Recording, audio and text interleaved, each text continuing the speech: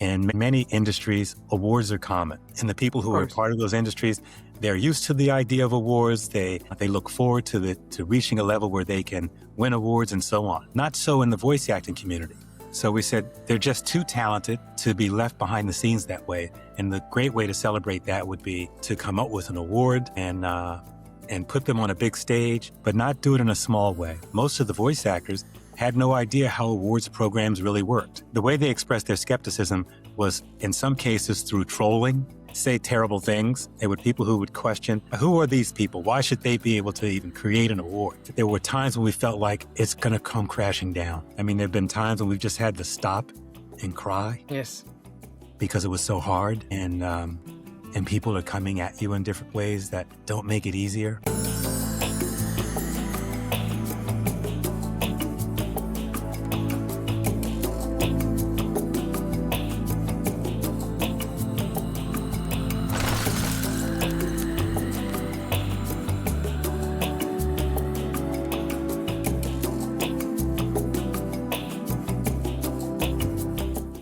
Hello and welcome to Ego is Here. Today I'm joined by Rudy Gaskins, co-founder of the Society of Voice Arts and Sciences, the organization behind the Voice Arts Awards.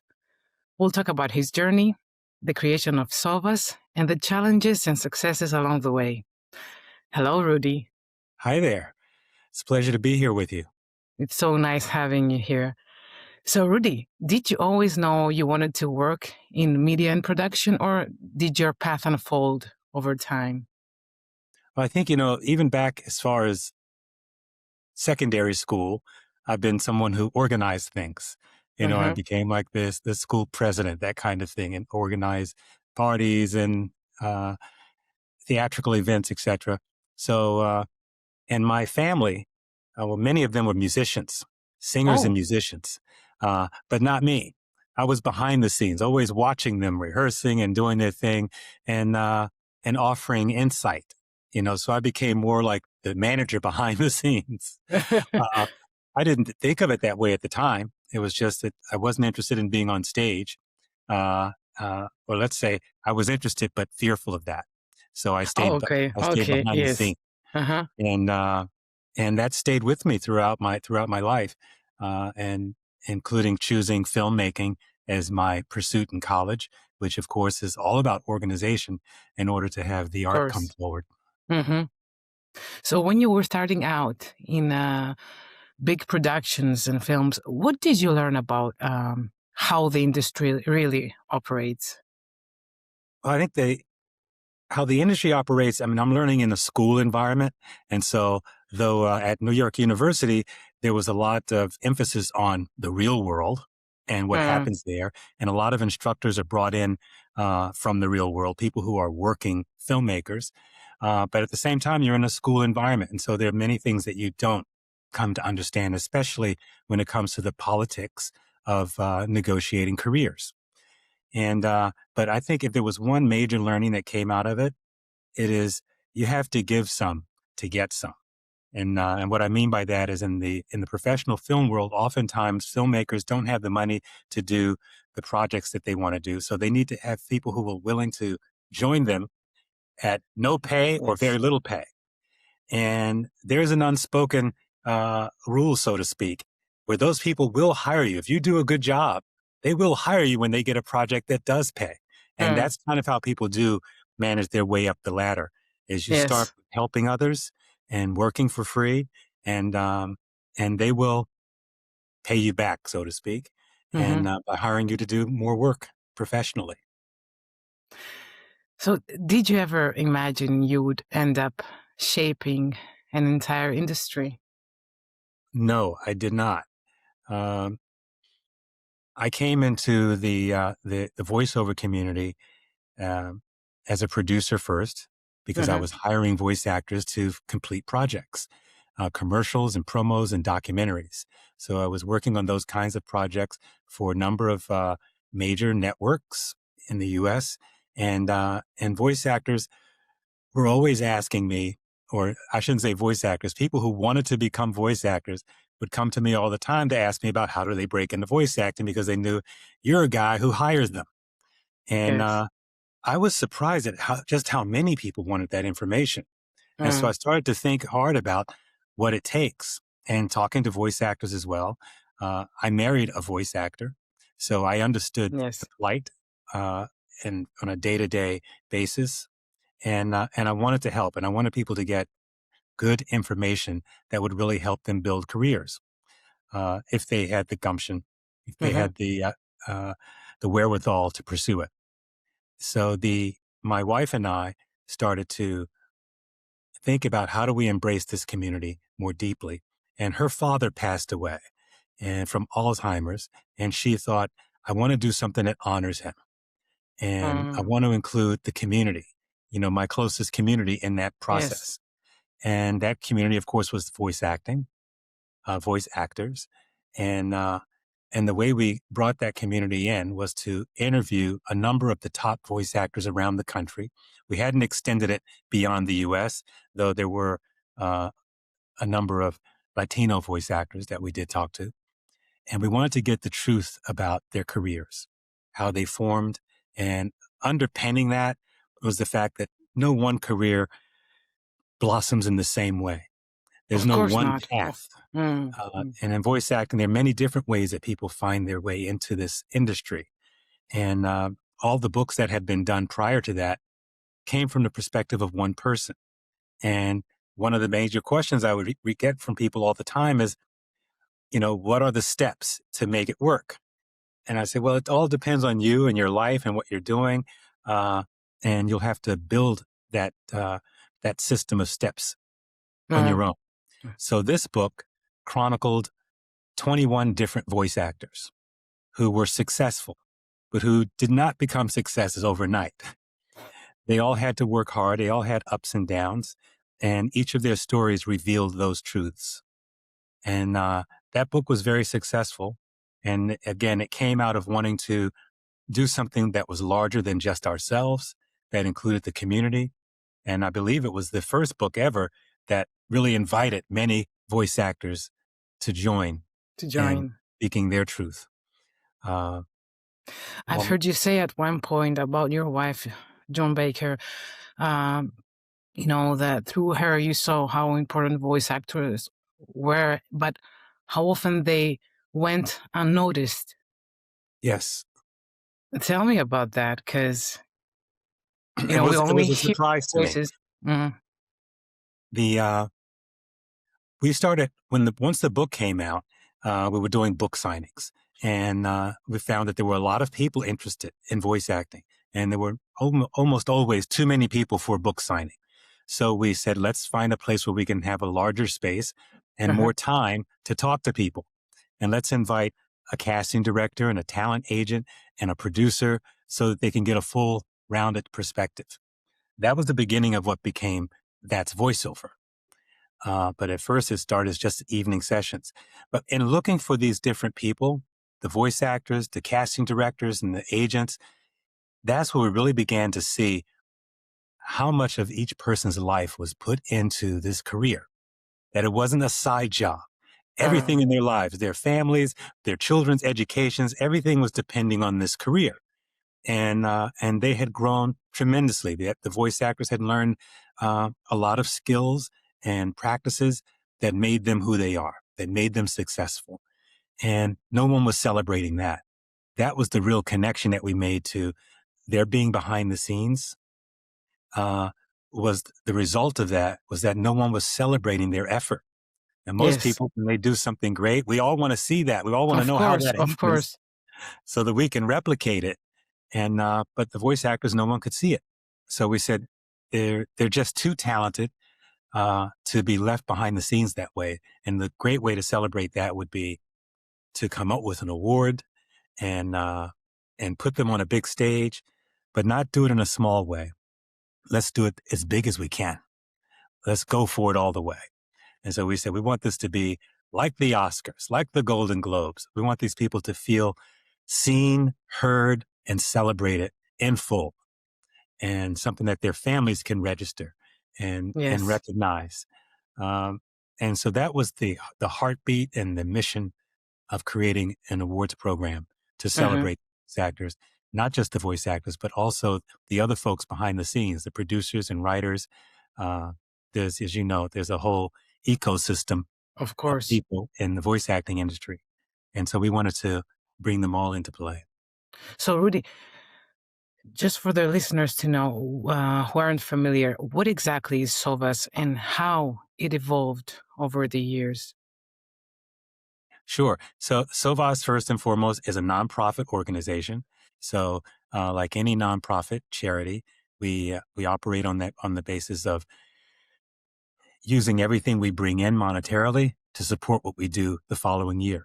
And Mm-hmm. there are government regulations in place that govern these things, and it makes it a little bit safer for folks, I think, to to join in our effort because they realize it's not a for-profit endeavor. Yes.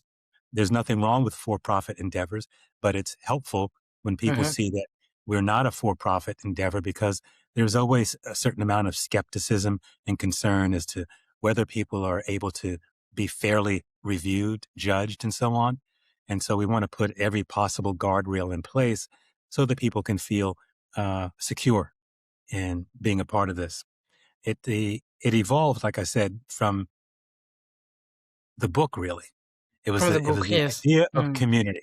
Yes. The book created an idea of community that that we felt very strongly, and that allowed us to bring numerous people and get them involved.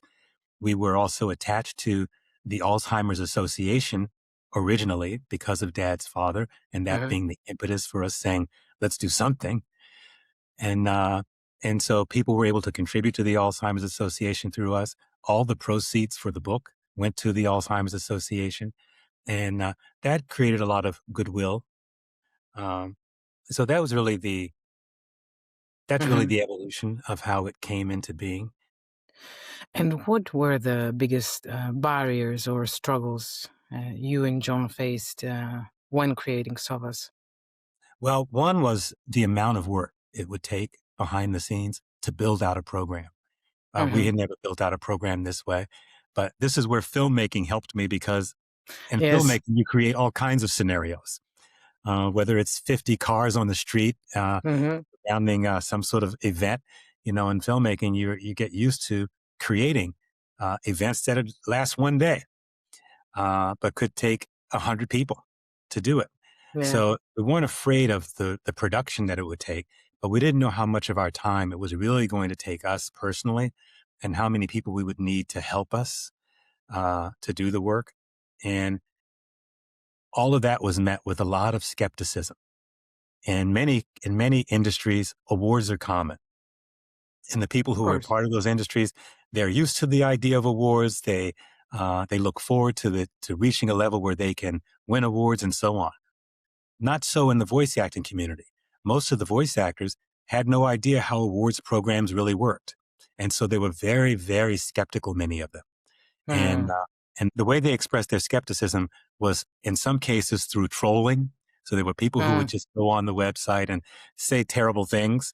Uh, there were people who would question, who are these people? Why should they be able to even create an award? Uh, Yes. my answer to that was always because we chose to. And that's how things get done. Someone Exactly. chooses to do it. And so we chose to do it.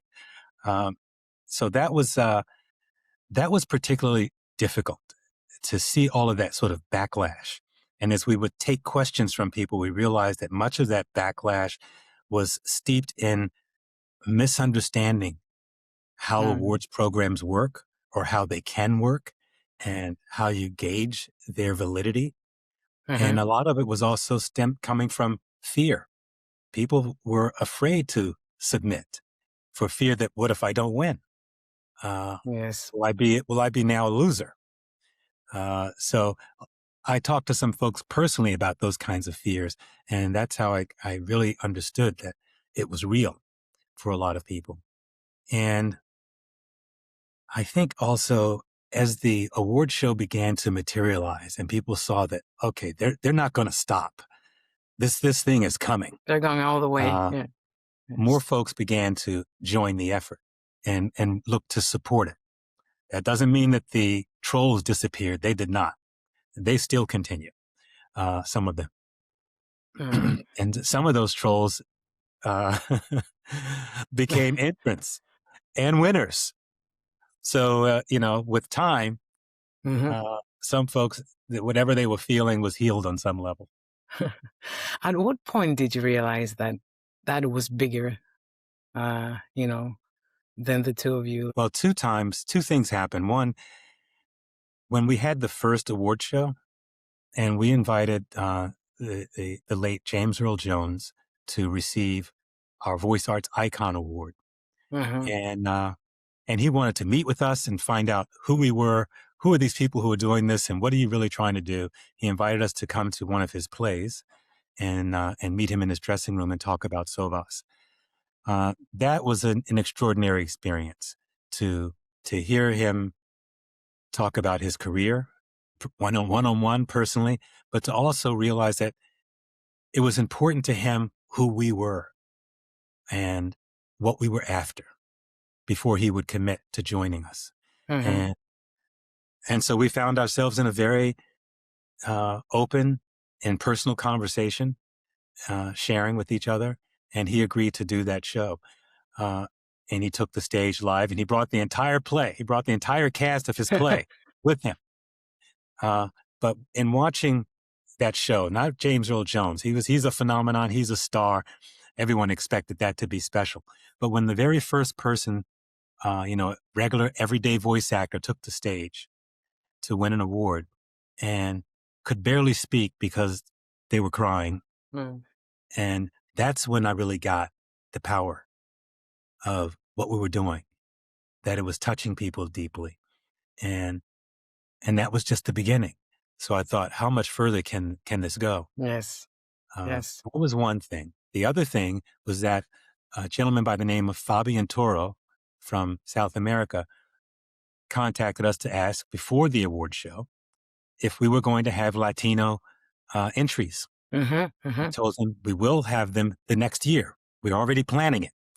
And and he said, why not this year? And I thought about it long and hard, and I could not come up with a good reason, except that I'm an organizer, planner. I thought, okay, we'll do that next year. Next year, And yes. I couldn't come up with a reason not to do it then. So I did. And that brought a number of Latinos, including Fabian, who came all the way from Ecuador to the contest. He had an opportunity to meet James Earl Jones and talk with them. And he won 2 awards.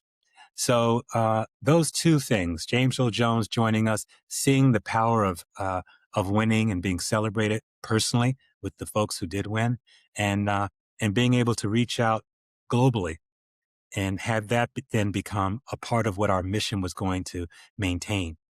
Now, of course, we have 6 different languages, and we also have an international category in which Mm. 15 different languages can compete. So, yes. Why is international inclusion so important to you? Well, I love the world. I think in terms of a global community, Mm. and not in isolationist terms. I think the world works better when we work together. I remember when I first learned about the United Nations as a kid in school, and after being taught about wars between different countries, and then this United Nations gets created. As a child, that's like magic. Hmm. You say there's an organization that's doing something so wonderful that's about peace, and so I've always gravitated to that. My best friend growing up was Spanish speaking. He was the only Spanish speaking person in my neighborhood, and we became best friends. So I always had an affinity for the global community, but also it just made common sense to me, just Yes, yes, practical yes. to include everyone and to see what this voiceover community truly is. Rudy, working with your partner can either strengthen or break a relationship. What has it taught you about yourself and your relationship with John? About myself, it has taught me that I like being engaged with people. I appreciate partnership. Mm. Sort of like 2 mountain climbers going up the side of a mountain. They depend on each other, and Yes. they've got a goal in mind, but one can't quit without taking the other with them. So that's an interesting and powerful dynamic. Um, and that's the one that Joan and myself took on.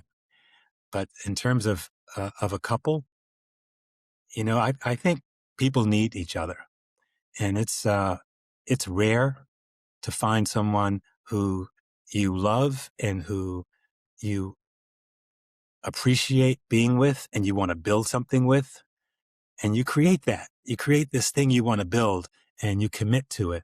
And Did you ever feel, both of you, you and John, at some point that you felt like giving up?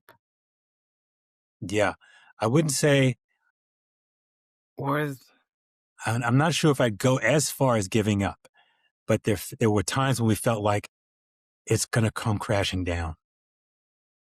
It's not going to work.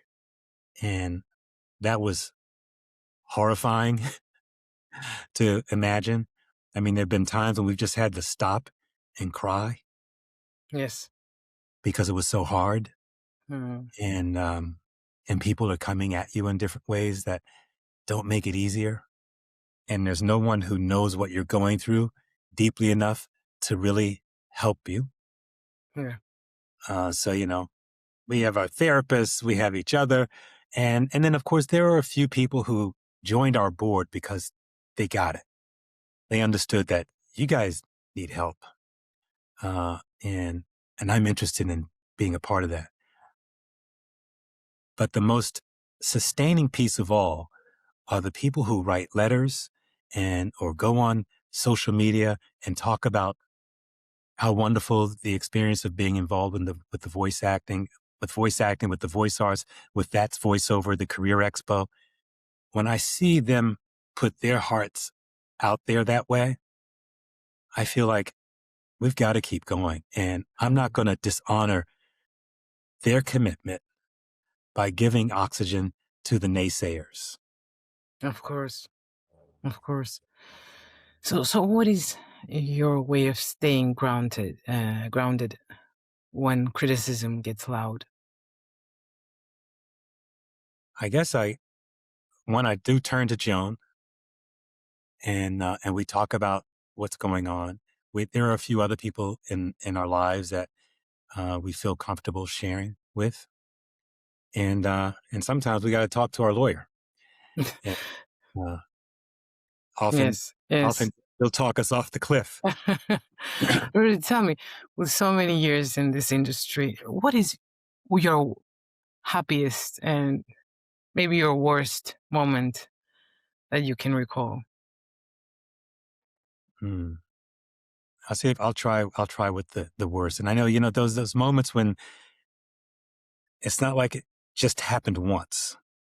They're ups and downs, and uh, and the downs sometimes are the same. In other words, you feel like you're at rock bottom Mm-hmm. Mm-hmm. and you have to start again climbing. And so there are numerous downs across the 16 years that we've been engaged in this. And they're the ones that leave you feeling like wondering how this time, how will we get over it this time? Mm. And you can't see a pathway. And you go to sleep that night, or you don't go to sleep. You stay up thinking about it the entire night until the sun's shining, and you don't have an answer. Mm. And what has happened in those instances for me is at some point, and maybe this is just the subconscious mind uh, taking care of itself, taking care of your spirit, you find yourself feeling better. No one did anything necessarily. You didn't Mm-hmm. talk to someone necessarily, but you just somehow feel stronger. Yes. I can do this. And you think strong thoughts. On one hand, you feel, how is that going to work? But you just do it. And you may ask, what is a strong thought? What can I say to myself at this point? And you just go for it. I do. And I think positive. I look at what's doable. I think about what's possible. And then I find myself in a better space, feeling more energized. Yes. And I try to keep that momentum going. It's hard going up the hill, and when you get up to the top of the hill, that doesn't mean you stop pedaling. Of course not. You know, Of course now not. you race. Now you race down the hill. That's going to give you momentum when you get to the next hill. So So, how has your definition of success evolved? And what does success mean to you? it has evolved from thinking about having a legacy, whether Uh-huh, it's whether it's with your family or with people in your community, but this idea that people will remember you uh-huh. evolved from that to what you can give people in the moment that allows them to live a life they love, allows them to go forward. So it's much more the success for me is the part that's the doing. We created now the James Earl Jones Prize. This is a whole new award that we we came up with this idea and we worked with his family estate and they gave us the necessary permissions and the lawyers did their thing and we created a sculpture of James Earl Jones. Oh, I saw that. It was so beautiful. I saw, yeah. Yes, and now that sculpture is also life size. The one you saw is the one that we give once a Yes, year yes. as an honor, but it's also a life size bust, which is going into the James Earl Jones Theater on Uh, Broadway in New York City. So it will be in that lobby, this beautiful piece. It's just finished. Uh, that to me is, if you're going to call it legacy, that's legacy in honor of someone else, uh-huh. and where the award goes to other people and it's what they do with it in the moment and in their lives. Uh, but we started that process, and it wasn't until I saw the actual statue that it hit me. Wow, this is real. This is now in the world, and it didn't exist before. Yes, And that is success in the moment. Who knows, how many people we forget, uh, of course. in time. Young people don't know who James Earl Jones is. They don't know the the voice behind Darth Vader. So over time, most people have forgotten. And so legacy can't be about that alone. It's got to be about what you can give in the moment for the people who are here now. So, what do you hope SOVAS represents beyond awards and events? What I hope it represents, I hope that other people look to SOVAS or are inspired by SOVAS to bring community together. It's all You know, about community. Yes. yeah, the only way we accomplish things, as the saying goes, that are bigger than ourselves, is by inviting the community to be equal partners in it. Mm, And the community it grows. Every person has a community. of And course. so once you get the community involved, it can start to expand. And with all of the horrible things that we have witnessed throughout centuries around the world, wouldn't it be great if we can have the smallest influence on having people work with each other and Of course. accept each other's religions, accept each other's philosophies, and know that as part of that, we have to give as well, because not everybody is going to agree with everything that any one person is No, no, involved. no, no. But that's okay. But that's okay. Yes. Yeah. Yes. And we have at SOVAS a group called the International Ambassadors. And they're from Egypt and Dubai and South Africa and Nigeria and China, uh, Singapore, Brazil, all of Latin America and Mexico, um, and Japan. And so we're beginning to see, this United Nations is within SOVAS. And we begin to see the differences and the Mm-hmm. similarities and the complexity of working out ideas together as an international body. And it's a beautiful thing, and it's not hard, but it is rewarding. It's more rewarding than it is difficult. That's for sure. Mm. When you think about stepping back one day, what feelings come up? the fear that someone won't be able to step in. Mm. There's a lot of work involved, and I often think about who's going to take over, and that's really the key for me. I can do all I want and all I can now, but I would love to see this continue, and and so I'm always kind of eyeballing people and thinking, is this the one? Is You know, this? should I talk to this person and see if they want to shadow me or something? And uh, but one of our weaknesses at this point as an organization is funding. We're not the kind of charity that people automatically understand where their dollars go, like, Mm-hmm. cancer research or heart disease, or starvation. And when you see charities like that, okay, all right, I understand. But with us, we're a charity, but we're not the kind of charity that pulls on your heartstrings. Mm-hmm. Mm-hmm. It's about the arts. So it's difficult to find people who will really donate and understand that your money will go towards building SOVAS to be stronger and better. So we depend on corporations mostly, reaching out to corporations, and that's not charity. That's sponsorship. Yes, yes, That's quid pro yes. quo. Mm-hmm. And so we have to bring something to them that makes it worth their while. It doesn't hurt that they see this. There's community involved, but they wouldn't do it for the most part without seeing a return on their investment. And that's where a lot of my work is, behind the scenes, talking to Mm-hmm. companies, explaining what we do, and figuring out how we can make it work for them. How do we find ways that makes it make sense for them? Yes, yes. And how do you want the voiceover community to remember this chapter? Uh, I want the voice acting community to be in it with us. I want the presence of SOFAs to be on their minds every day. How can they use it to forward their careers? Uh, how can they use it to remain inspired? How can they use it to reach out to other people and give them inspiration? I don't want it to be about one day people remember that it used to exist. I want it always to be something that's present and useful in their lives. Yes, So we do yes. focus on job creation and networking and creating new ways for all the people who need each other, the talent agents, the casting directors, the producers, and the voice actors. There has to be new ways all the time for them to connect.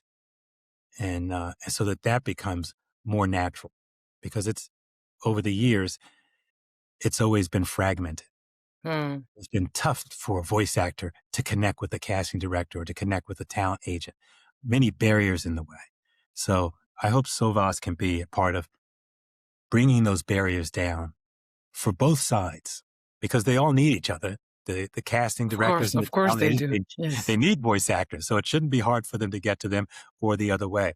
But we think hard about how to make it easier and natural. yes. Rudy, tell me, are there beliefs, or habits you've had to unlearn in order to grow personally and professionally? Yes. Um, I've spent a lot of time self-evaluating Mm-hmm. on the deepest levels, and including working within groups where I would be very, very highly challenged to share what's happening in my own life and what's not working or working. Um, and I continue to do that. I continue to fall short, and I continue to look for ways to um, create possibility. The possibility of doing more work that impresses and impacts other people. It takes something to get there. To not wallow in Mm. my concerns or my sadness. Um, it's something that I think about all the time, and that will never go away for any of us, I don't think. But the choice to take an active role in it can fall away. And it takes something to get back there, maybe some outside force to get you to think about it again.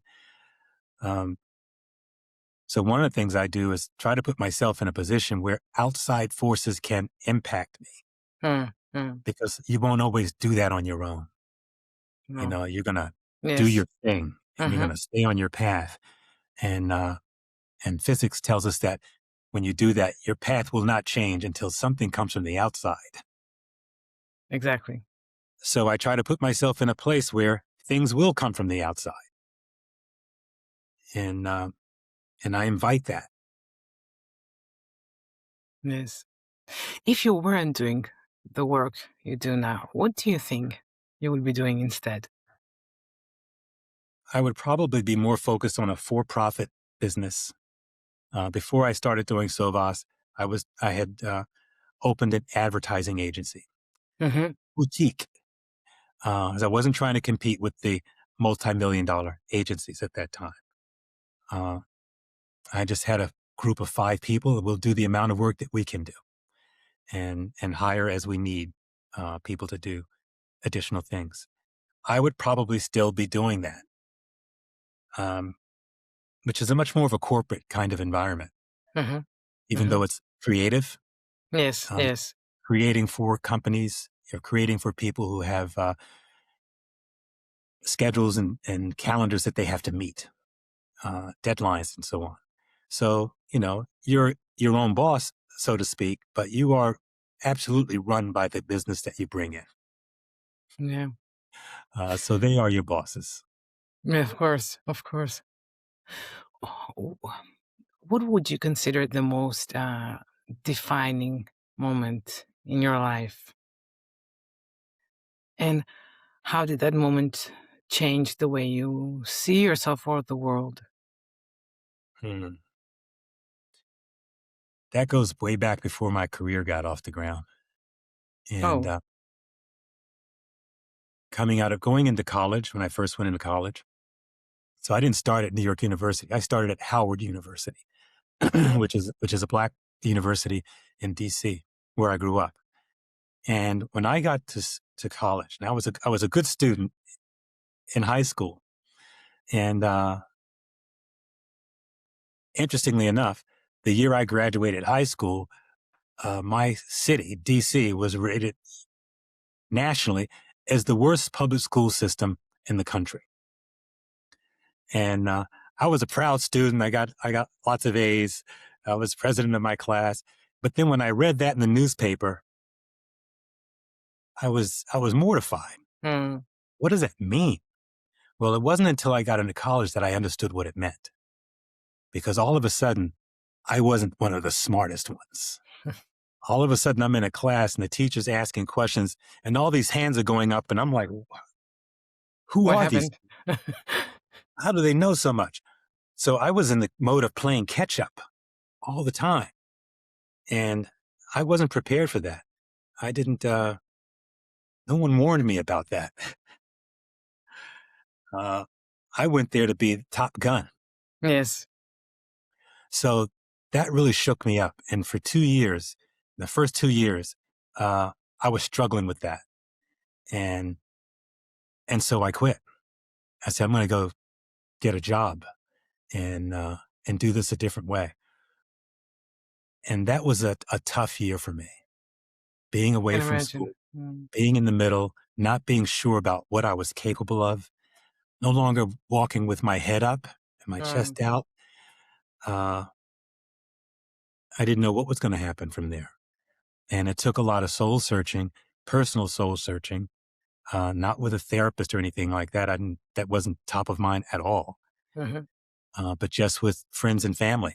And one good friend in particular, who I could talk to a lot about these things. And so I struggled through that period until I finally said, okay, I'm going to do what I used to love in high school, which was filmmaking. I'm going to find that choice, make that choice, and go back to school, and and that's when my life turned around, so to speak. That was a defining moment that I had to breakthrough to get Mm-hmm. back to loving what I'm doing, loving myself in it, and trusting who I am, and that, okay, whatever I don't know, I can learn. Of course. And yeah, so it was Wonderful. long before a career. Yes. But sometimes, the barriers are the ones that are pushing us towards our path. You know, so I think Yes. maybe that's what happened to you. Yeah, absolutely. I agree with that statement. Like climbing a ladder, Yeah, every rung is another step. exactly, exactly. What has shaped your values the most and how? Karma. Karma? Yeah. You know, uh, I would say everything I've done in my life that, uh, I don't know how to describe it. I don't know, was unsavory or an attempt to get around the hard Mm-hmm. work, try to find an easier way to do things. It never worked out. It always came back to bite me. And it was only when Yes. I put forth a truthful effort, an honest effort, that things didn't always work, but the opportunity for things to work was present.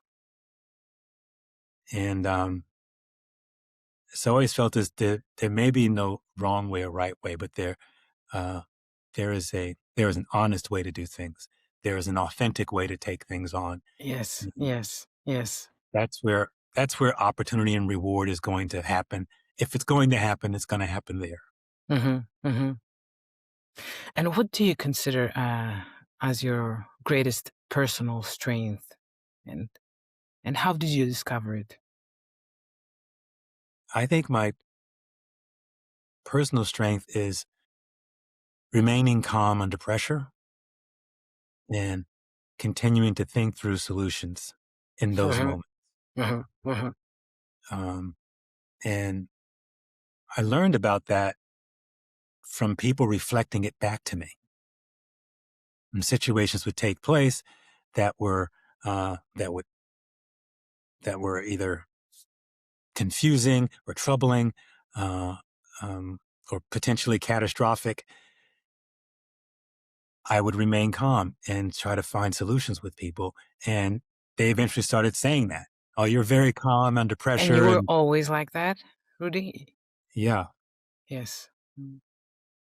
and so I started to lean into that.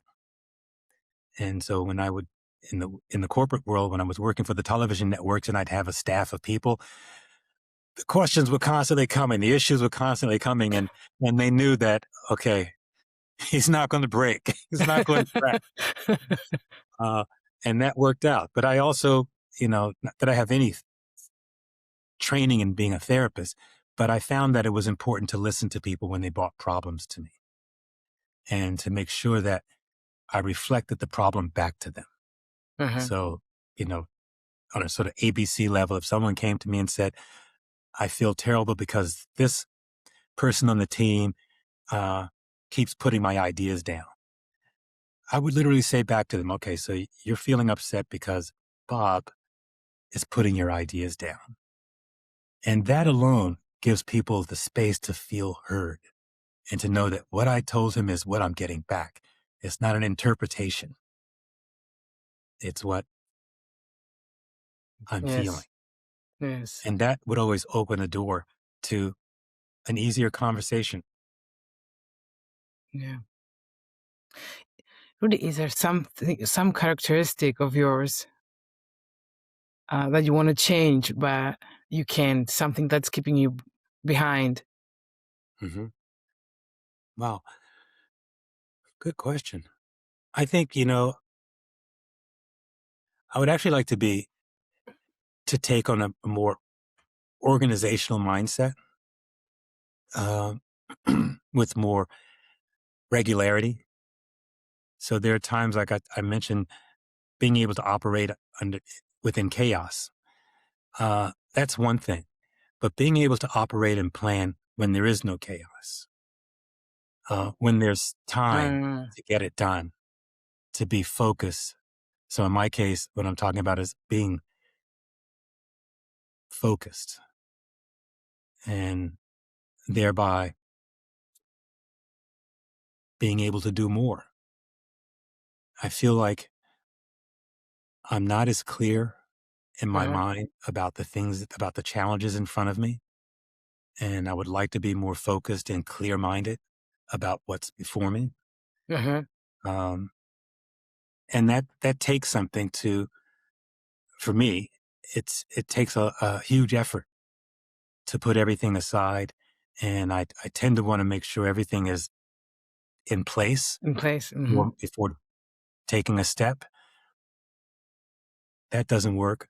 It, I have to kind of be a little bit of an octopus to feel like I'm getting things done.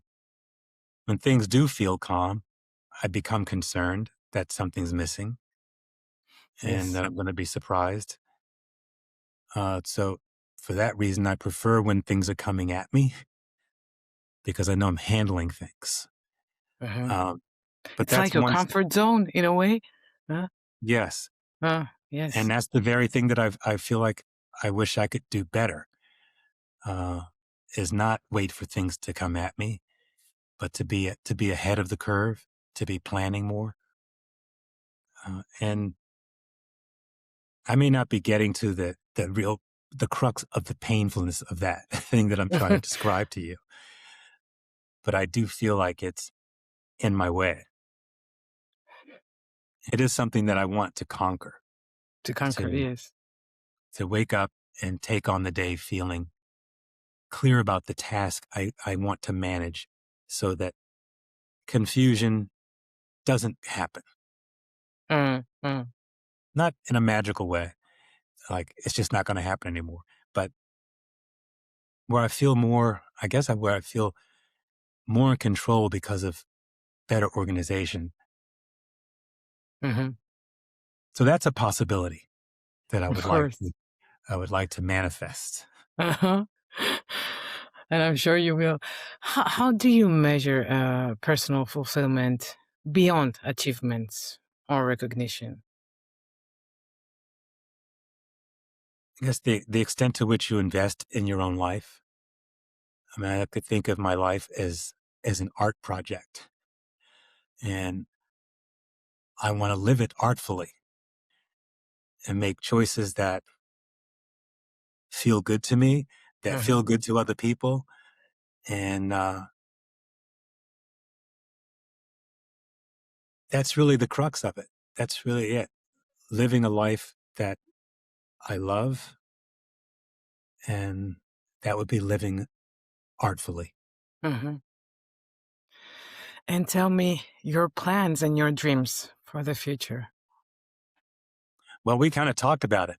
This is Yes, this project this project. uh, is happening. It's touching people's lives.